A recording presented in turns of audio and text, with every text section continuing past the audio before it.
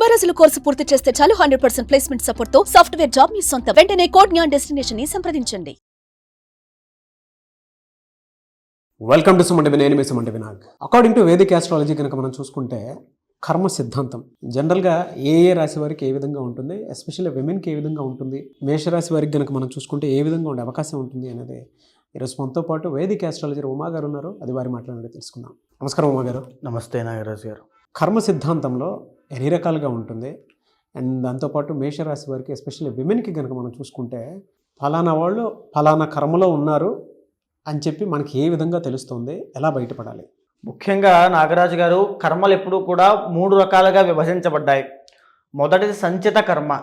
సంచిత కర్మ అంటే పూర్వజన్మలో కానీ లేదా జన్మలో ఈ మనిషి దేహం ఎప్పుడైతే ఈ యొక్క ఆత్మ ఎప్పుడైతే స్టార్ట్ అయిందో అక్కడి నుంచి చేసుకునేటువంటి కర్మలు, అది ఏ జీవిగా చేసుకున్న కర్మ అయినా లేదా వేరే యొక్క వంశస్థులు కానీ లేకపోతే పూర్వీకులు కానీ చేసుకున్నటువంటి కర్మకి బాధ్యతగా ఆ వంశంలో ఉన్నటువంటి వాడిగా ఈ జీవితంలో అనుభవిస్తున్నటువంటి కర్మనే సంచిత కర్మ అంటారు.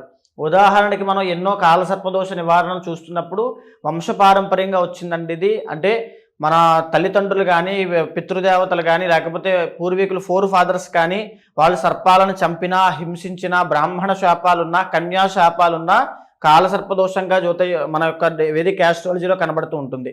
అలాగనే ఇదంతా కూడా సంచిత కర్మలోకి వస్తుంది. అంటే మనం మాత్రమే కాదు, మన వంశస్థులు చేసుకున్న కర్మకి కూడా మనం బాధ్యత వహించాల్సి వస్తుంది. అదే సంచిత కర్మ. దానివల్ల ఖచ్చితంగా ఇబ్బందులు ఉంటాయి. అదేవిధంగా రెండవది ప్రారబ్ధ కర్మ ఉంటుందండి. అంటే మనం ఇప్పుడున్నటువంటి ఈ జీవితంలో మనకున్నటువంటి తెలివితేటలతో ధర్మం వైపు ఉండకుండా ఏ అధర్మ కార్యాలు చేసినా, తెలిసి చేసినా తెలియక చేసినా, ఎలాంటి పనులు చేసినా, అంటే పుణ్యం చేసినా దానికి తగినటువంటి సుఖాన్ని అనుభవిస్తాము, పాపం చేసినా దానికి తగినటువంటి కష్టాన్ని అనుభవిస్తాము. అంటే ఈ జన్మలోది తీరిపోతుంది. ఉదాహరణకి మనం ఎవరినైనా కొట్టామనుకోండి, తిరిగి వచ్చి కొట్టాడనుకోండి, ఆ కర్మ అక్కడ అయిపోతుంది. మనం ఏదైనా నిప్పుని ఇలా ముట్టుకున్నాం అనుకోండి, ఒక పని చేసాం, నిప్పును ముట్టుకున్నాం, దానికి తగిన ప్రతిఫలాన్ని అనుభవించేసాం. దాన్నే ప్రారబ్ధ కర్మ అంటారు. ఈ ప్రారబ్ధ కర్మ కూడా జీవితంలో ఈ మనిషిని ఎన్నో విధాలుగా ఇబ్బందులకు గురి చేస్తూ ఉంటుంది. అంటే ఇంకొకటి అతి ముఖ్యమైనటువంటిది ఆగామి కర్మ. మనము ఏ పని చేస్తున్నా దానికి తగినటువంటి ప్రతిఫలాన్ని రాబోయేటువంటి రోజుల్లో, ఫ్యూచర్లో ఎప్పుడూ అనుభవించేటువంటిది. అంటే దానికి ప్రతిఫలం వచ్చే జన్మలో ఉండొచ్చు, రాబోయే రోజుల్లో ఉండొచ్చు. మనం ఈరోజు ఎవరినో మోసం చేస్తున్నాము, లేకపోతే ఈరోజు ఏదో తప్పు చేస్తున్నాము, ఎవరు చూడట్లేదు, ఎవరికి కనబడట్లేదు, అంత బాగానే జరిగిపోతుంది అనుకుంటాం. కానీ ఏదో ఒక రోజు ఈ ఆగామి కర్మ అనేటువంటిది చూస్తుంది, ఖచ్చితంగా మిమ్మల్ని వెంటాడుతూ వచ్చి ఏదో ఒక రోజు మిమ్మల్ని ఇబ్బంది పెడుతుంది. ఆ కర్మ మీరు అనుభవించాల్సిందే, తప్పదు. అలాగా ప్రతి మనిషికి కూడా ఈ కర్మ ఫలితం అనేటువంటిది ఉంటుంది. ఎవరు పుణ్యం చేసినా కర్మ అనుభవించాల్సిందే, పాపం చేసినా కర్మ అనుభవించాల్సిందే. ప్రతి మనిషి, ప్రతి జీవరాశి కర్మ ఫలితం ఆధారంగానే మనిషి జన్మ ఎత్తుతూ ఉంటాడు. ఈరోజు నేను ఈ దేహం ఎత్తాను, ఇలాగొక ఈ కుర్చీలో సౌకర్యవంతంగా కూర్చోగలుగుతున్నానంటే ఏదో ఒక పుణ్యకర్మ ఉంది కాబట్టి ఇలా నా నోట్లోంచి 4 మాటలు వస్తున్నాయి, మీరు వినగలుగుతున్నారు. ఏ పాపకర్మ ఉండుంటే నా నోరు పనిచేసేది కాదు, నేను ఇలా కూర్చునేటువంటి సౌకర్యవంతమైన జీవితం కూడా నాకు ఉండేది కాదు. అలాంటి కర్మ ఫలితమే మన జీవితము. వేదిక్ ఆస్ట్రాలజీకి మూలమైనటువంటిదే కర్మ. ఆ కర్మ బట్టియే జ్యోతిష్ శాస్త్రంలో ఈ యొక్క దోషాలు నిర్ణయించబడతాయి, యోగాలు నిర్ణయించబడతాయి. ఒక మనిషి అద్భుతంగా ధనవంతుడిగా బ్రతుకుతున్నాడంటే కారణం కర్మ. ఒక మనిషి దరిద్రుడిగా అన్ని తెలివితేటలున్నా గొప్ప వంశంలో పుట్టి కూడా దరిద్రమైనటువంటి జీవితాన్ని బ్రతుకుతున్నాడంటే కారణం కర్మ. కర్మ ఎప్పుడు కూడా ఇండివిజువల్గా ఎవరిని వదిలిపెట్టకుండా వెళ్తుంది. ఈవెన్ దేవతలకి, రాక్షసులకి, దానవులకి, యక్ష, కిన్నర, కింపురుష, గంధర్వ, మానవులందరికీ కూడా ఈ కర్మ అనేటువంటిది ఉంటుంది.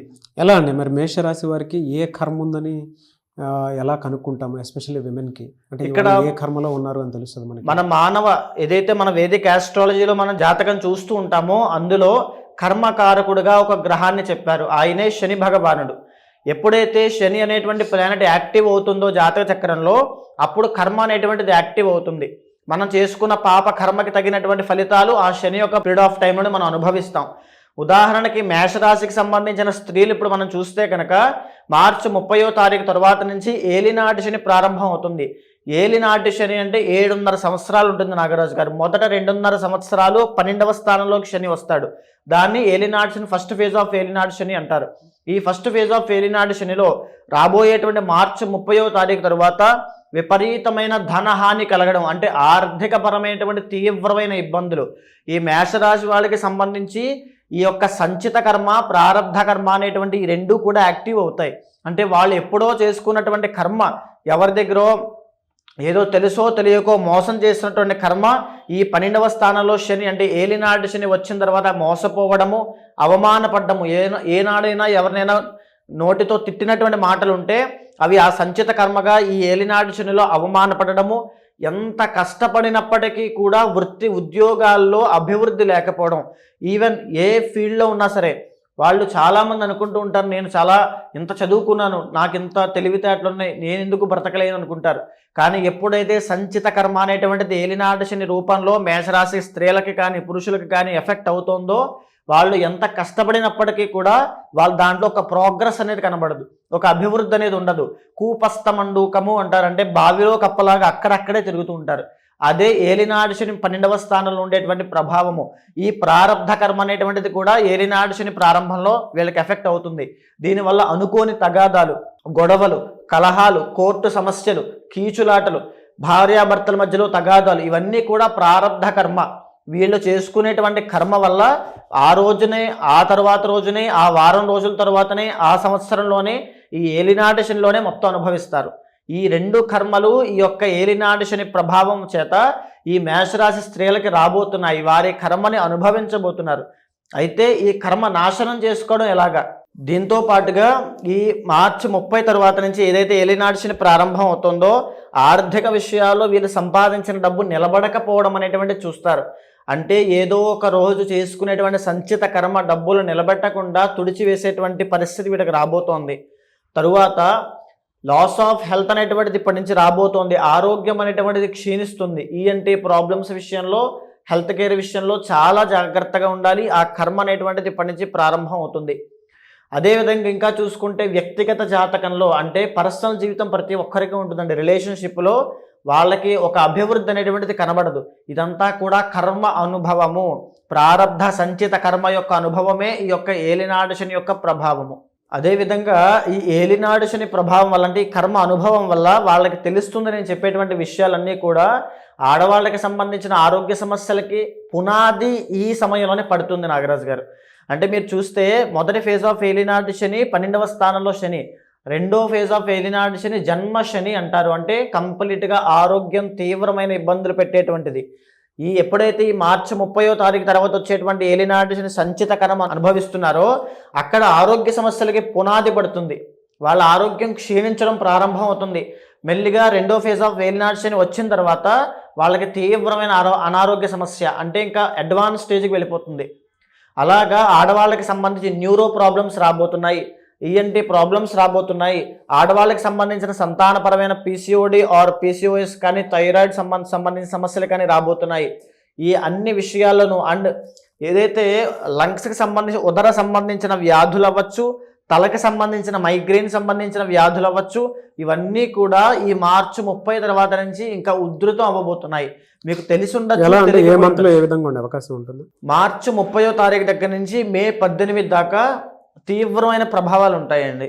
వారి యొక్క కర్మని వాళ్ళు అనుభవించేటువంటిది దానికి తీవ్రమైన ప్రభావము. మే 18వ తారీఖు దగ్గర నుంచి అక్టోబర్ వరకు కూడా కాస్త ఆర్థికంగా కాస్త మెరుగైనటువంటి పరిస్థితులు ఉన్నప్పటికీ కూడా ఆరోగ్యం అనేటువంటిది క్షీణిస్తూనే ఉంటుంది. ఆ ఆరోగ్యం క్షీణించడం అనేటువంటిది 2.5 సంవత్సరాల పాటు అలాగే ఉంటుంది. ఒక స్లో పాయిజన్ లాగా ఆరోగ్యం అనేటువంటిది స్లోగా క్షీణిస్తుంది. మీరు బాగా గమనిస్తే ఏలినాటి శని 12వ స్థానంలోకి వచ్చిన తర్వాత ఆ వ్యక్తి అతని కోసం కన్నా పక్క వాళ్ళ కోసం పనిచేయడం ప్రారంభిస్తాడు. అతని శక్తి, అతని యొక్క తెలివితేటలు అతనికి పని చేయవు. అది కూడా కర్మ అనుభవమే. అది మార్చి 30 తర్వాత నుంచి వాళ్ళు చూడబోతున్నారు, వాళ్ళు చూస్తారు, ఖచ్చితంగా వాళ్ళకి ఆ అనుభవం ఉంటుంది. ఫ్యామిలీ కోసమో, లేకపోతే స్నేహితుల కోసం, ఫ్రెండ్స్ కోసమో, ఎవరెవరి కోసమో వీళ్ళ కష్టం అంతా ధారపోయాల్సి వస్తుంది తప్ప వీళ్ళకి పట్టెడు అన్నం కూడా ప్రశాంతంగా తినేటువంటి అది కూడా ఉండదు, ఆ యోగం కూడా ఉండదు. అంటే అంత కష్టపడినప్పటికీ కూడా అది వృధా ప్రయాస అయిపోతూనే ఉంటుంది. ఎలా గుర్తించాలి సార్ మరి? అంటే దీన్ని ఇప్పుడు ఈ కర్మకారకుడైన శని వస్తున్నాడు కాబట్టి ఈ శని యొక్క పీరియడ్ టైంలోనే ఈ సంచిత కర్మ, ప్రారబ్ధ కర్మ అనేటువంటి యొక్క కర్మ యొక్క అనుభవమే వీళ్ళ జీవితంలో ఇప్పటివరకు నేను చెప్పిన సిమ్టమ్స్ అన్నీ ఆ రూపంలో వస్తాయి. ఆ కర్మ అనేటువంటిది అలా వెంటాడుతూ అప్పుడు వీళ్ళ మీద వీళ్ళ మీద ఆల్రెడీ తెలుస్తుంది. సంచిత కర్మ వల్ల ఆల్రెడీ ఎప్పుడు కూడా శని యొక్క ప్రభావం 3 నెలల ముందు నుంచే వస్తుంది నాగరాజు గారు. అంటే ఏలినాటి శని మార్చి 30వ తారీఖు ప్రారంభం అవుతున్నా ఆ ప్రభావం 3 నెలల ముందు నుంచే ప్రారంభం అవుతుంది. ఆల్రెడీ ఇప్పటికే వాళ్ళకి నేను చెప్పేటువంటి అన్నీ కూడా కనెక్ట్ అవుతాయి, అన్నీ అర్థమవుతాయి. సంబంధించిన ఆరోగ్య విషయంలో అవ్వచ్చు, ధనహాని అవ్వచ్చు, అంటే సంపాదించింది నిలబడకపోవడం అవ్వచ్చు, కోర్టు సమస్యలు, తగాదాలు, అవమానపడడం, వీళ్ళ ప్రమేయం లేకుండా ఒక్క తప్పు కూడా వీళ్ళు చేయకుండా వీళ్ళు ఎన్నో సూటిపోటి మాటలు అంటూ ఉంటారు. అది పడాల్సి వస్తుంది. ఏమి చేయలేని పరిస్థితిలో ఉంటారు. అది కర్మ అనుభవము, తప్పదండి. ఎలా సార్, అంటే ఈ కర్మ సిద్ధాంతానికి సంబంధించినటువంటి రెమెడీ ఏమైనా ఉంటుందా? ఈ ఫిబ్రవరి 26వ తారీఖున నాగరాజు గారు మహాశివరాత్రి అయింది. జన్మకొక శివరాత్రి అంటారు. అంటే ఈ మహాశివరాత్రిని పురస్కరించుకుని నేను చేసేటువంటి కర్మ నివారణ అవ్వడం కోసం చేసే రుద్రయాగంలో పాల్గొమని చెప్పండి. ఎవరైనా సరే, ఏ ఇండివిజువల్లో అయినా సరే, అంటే మీ కర్మ మీదే, మీ భార్య కర్మ మీ భార్యదే, ఎవరి కర్మ వాళ్ళదే. ఎవరైతే రుద్రయాగంలో పాల్గొంటారో వాళ్ళు జన్మలతో చేసినటువంటి సంచిత కర్మ అయినా, వాడు తెలుసో తెలియకో ఈ జన్మలో ఏదో తెలియని పాపం చేసినటువంటి ప్రారబ్ధ కర్మ వల్ల వచ్చే కష్టాలైనా తొలగిపోతాయి. ఉదాహరణకి ఒక వ్యక్తి ఉంటారండి, ఎంతో సంపాదిస్తూ ఉంటాడు, కానీ ఒక్క రూపాయి కూడా నిలబడదు. అవన్నీ కూడా ఇంట్లో ఉండేటువంటి వాళ్ళ ఆరోగ్య సమస్యలకి, వాళ్ళ చదువులకి, వాళ్ళ కష్టాలకి, వాళ్ళ కోరికలకి అన్నీ దానం చేస్తూనే ఉంటాడు. శ్రమదానం అవుతుంది, అన్నీ అయిపోతూనే ఉంటాయి. జీవితం అలసి సొలసిపోతుంది తప్ప అతను ఏమాత్రం అనుభవించలేడు. అది కూడా ఒక కర్మే. జీవితాంతము మనశ్శాంతి లేకుండా అందరి కోసం కష్టపడడం కూడా ఒక కర్మే. ఎంత సంపాదన ఉన్నప్పటికీ కూడా తినడానికి తిన్న తర్వాత అరగకపోవడము, ఆ డయాబెటీస్ అవ్వచ్చు, బీపీ అవ్వచ్చు, ఇవన్నీ కూడా ఎక్కడి నుంచి వస్తున్నాయండి? సంచిత ప్రారబ్ధ కర్మల వల్లే వస్తున్నాయి. ఎప్పుడైతే కర్మ అనేటువంటిది నాశనం అవుతుందో ఆరోగ్యపరంగా ఒక మెరుగైన జీవితం ఉంటుంది. అదేవిధంగా ఒక మ్యారీడ్ లైఫ్లో ఇబ్బందులు వస్తున్నాయి, మాంగళ్య దోషం ఎందుచేత వస్తుంది అంటే సంచిత కర్మ వల్లే వస్తుంది. ఆ సంచిత కర్మ పోతేనే ఈ మాంగళ్య దోషం పోతుంది. 33 సంవత్సరాల దాకా వివాహం కావట్లేదు అంటే ఎందుచేత కావట్లేదు అంటే సంచిత కర్మ వల్లే కావడం లేదు. ఎప్పుడైతే కర్మ అనేటువంటిది నాశనం అవుతుందో, మూలమైనటువంటి కర్మ నాశనం జరిగినప్పుడు ఎలాంటి కోరికలు తీరాలన్నా తీరుతాయి, ఎలాంటి సమస్యలు పోవాలన్నా పోతాయి. మీరు ఇప్పుడే అన్నారు యజ్ఞాలు, యాగాలు, హోమాలు లాంటి లేదంటే పూజలు చేస్తే కర్మ నాశనం అవుతుంది అని. అండ్ ఇందాక ఒక మాట కూడా అంటం జరిగింది, కర్మను అనుభవిస్తేనే పోతుంది అని. అవునండి, అనుభవిస్తేనే పోతుంది అని చెప్పేసి అంటూ ఉన్నారు. అంటే పూజలు, యాగాలు చేస్తే నాశనం చేయొచ్చు అని చెప్పి, కర్మను నాశనం చేయొచ్చు అని చెప్పేసి అంటూ ఉన్నారు. ఎలా అది? ఇక్కడ ముఖ్యంగా నాగరాజు గారు చాలామందికి ఉన్నటువంటి సందేహమే ఇది. అంటే కర్మ అనేటువంటిది అనుభవిస్తేనే పోతుంది కదా, మన కర్మ మనం అనుభవించాలి, కానీ పూజలు చేస్తే ఎందుకు పోతుంది అని చాలామంది అనుకుంటూ ఉంటారు. ఉదాహరణకి ఒక మార్కండేయుడు అనేటువంటి ఒక మహాశివభక్తుడు, ఆయనకి 8 సంవత్సరాల వయసు ఉంది. ఆయన శివుడికి విపరీతమైనటువంటి ఆరాధన అంటే అభిషేకం చేస్తూ స్వామి యొక్క తపస్సులో, స్వామి యొక్క భక్తిలో ములిగి ఉన్నప్పుడు ఆయన యొక్క ఆయుష్ అనేటువంటిది కంప్లీట్ అయిపోయింది. యమధర్మరాజు అంటే ప్రాణం తీసేటువంటి యమధర్మరాజు యమపాశంతో సహా వచ్చి, నాయన మార్కండేయ బయటికి రా, నీ ఆయుష్ పూర్తయిపోయింది, నీ ప్రాణం తీసుకెళ్లేటువంటి సమయం ఆసన్నమైంది, నువ్వు బయటికి రా అని పిలిస్తే, నేను రాను, నా పూజ శివ పూజ అయ్యేంత వరకు నేను బయటికి రాను అంటాడు. ఓకే, శివ పూజ ఎప్పుడు అవుతుంది అని యమధర్మరాజు అడిగితే, నా తల్లిదండ్రులు ముక్తికి వెళ్ళేంత వరకు కూడా నా శివ పూజ అవ్వదు అని చెప్తాడు. అయితే ఇలాంటి ఆటలన్నీ సాగవు, నీ ఆయుష్ కంప్లీట్ అయిపోయింది, నువ్వు శివుడి దగ్గర ఉంటే ఏంటి, ఎవరి దగ్గర ఉంటే ఏంటి అని చెప్పి ఆ యమపాశాన్ని విసురుతాడు. అప్పుడు మార్కండేయుడు భక్తితో శివుణ్ణి ఆలింగనం చేసుకుని చంద్రశేఖర చంద్రశేఖర చంద్రశేఖర పాహిమామని చంద్రశేఖరాష్టకం పాడితే, శివుడు శివలింగంలోంచి ఉద్భవించి ఎడంకాలతో యమధర్మరాజుని గుండెల మీద ఒక్క తన్నుతాడు. నా భక్తుణ్ణి నువ్వెవడరా ముట్టుకోవడానికని అని తన్ని ఆ మార్కండేయును చిరంజీవిగా చేస్తాడు. ఈ సృష్టి ఉన్నంత కాలము నువ్వు బ్రతికే ఉంటావు, నిన్ను ఆపేవాడు లేడని. ఇక్కడ ఈ కథలో కనిపించేటువంటి మార్కండేయుడు జీవుడు, వచ్చినటువంటి యమధర్మరాజు కర్మ, వచ్చినటువంటి శివుడే మన భక్తి, మనం చేసేటువంటి పూజ. అంటే ఈ మార్కండేయుడికి ఏదైతే తన సంచిత పాపకర్మ వల్ల ఆయుష్ అయిపోయిందో, ఆ కర్మ వల్లనే ఆయుష్ తీయడానికి యమధర్మరాజు వచ్చాడు. ఏదైతే ప్రారబ్ధ కర్మ అంటే ఇప్పుడు తను చేసుకునేటువంటి భక్తి, ఆ పూజ, ఆ యొక్క స్వామి యొక్క కటాక్షం ఏదైతే ఉందో, స్వామి ఆ భక్తి రూపంలో వచ్చి కర్మని నాశనం చేసిందా చేయలేదా? అవును. భక్తి అనేటువంటి ఒక మాధ్యమంగా మారి కలియుగంలో ఈ పూజల రూపంలో మన కర్మ అనేటువంటిది నాశనం అవుతూ ఉంటుంది. సో అందుకే మీరు 26న కర్మ నివారణ అవ్వడం కోసం రుద్రయాగం అనేటువంటి చేయడం జరుగుతోంది. ఎవ్వరు పాల్గొన్నా సరే వాళ్ళందరికీ కూడా సంచిత ప్రారబ్ధ కర్మ పోయేటట్టుగా ఆ రుద్రయాగంలో సంకల్పం చెప్పడం వల్ల ఏదైతే ఒక మనిషి ఆ మోయలేనటువంటి కర్మ బరువు ఉంటుందో దానిని ఆ తక్షణ మరుక్షణం నుంచి ఆ కర్మ అనేటువంటిది నాశనం అయిపోతుంది. సో ఎవరన్నా అప్రోచ్ అవ్వాలి అనుకుంటే ఎలా అండి? మీకు కింద కనిపించేటువంటి నెంబర్కి కాంటాక్ట్ అయితే మా వాళ్ళు మీకు పూర్తిగా వివరాలన్నీ ఇస్తారు. దానికి సంబంధించిన వివరాలన్నీ కూడా చెప్తారు. ఖచ్చితంగా కాంటాక్ట్ అవ్వండి. ఏ విషయాలు కూడా, ఏ నియమాలు పాటించాలి, ఏ మంత్రజపం చేయాలో కూడా స్వయంగా నేనే చెబుతాను. ఎనివే సార్, థ్యాంక్ యూ అండి. థ్యాంక్ యూ సో మచ్ అమ్మగారు. నమస్తే. చూసారు కదండి వీడియో. ఈ వీడియోపై మీ అభిప్రాయాన్ని కమెంట్ బాక్స్లో పోస్ట్ చేయండి. అండ్ ముఖ్యంగా మీరు కనుక 26న అది కూడా మహాశివరాత్రి రోజు జరిగేటువంటి రుద్రయాగంలో పాల్గొనాలి అనుకుంటే స్క్రీన్ మీద మీకు కాంటాక్ట్ నెంబర్ కనిపిస్తుంది ఉమా గారిది. దానికి మీరు కాల్ ఆర్ మెసేజ్ వాట్సాప్ చేసి ఆ ప్రాసెస్ ఏంటో తెలుసుకోవాలి అనుకుంటే కూడా తెలుసుకోవచ్చు. లేదా మీరు డైరెక్ట్గా రుద్రయాగంలోకి పాల్గొనాలి అనుకున్నా కూడా డీటెయిల్స్ కోసం స్క్రీన్ మీద కనిపిస్తున్న నెంబర్ సంప్రదించండి. అండ్ ఈ వీడియో లైక్ చేయండి, షేర్ మాత్రం తప్పకుండా చేయండి. ఇలాంటి మరిన్ని వీడియోస్ కోసం మా ఛానల్ ఫాలో అవ్వండి. Thank you.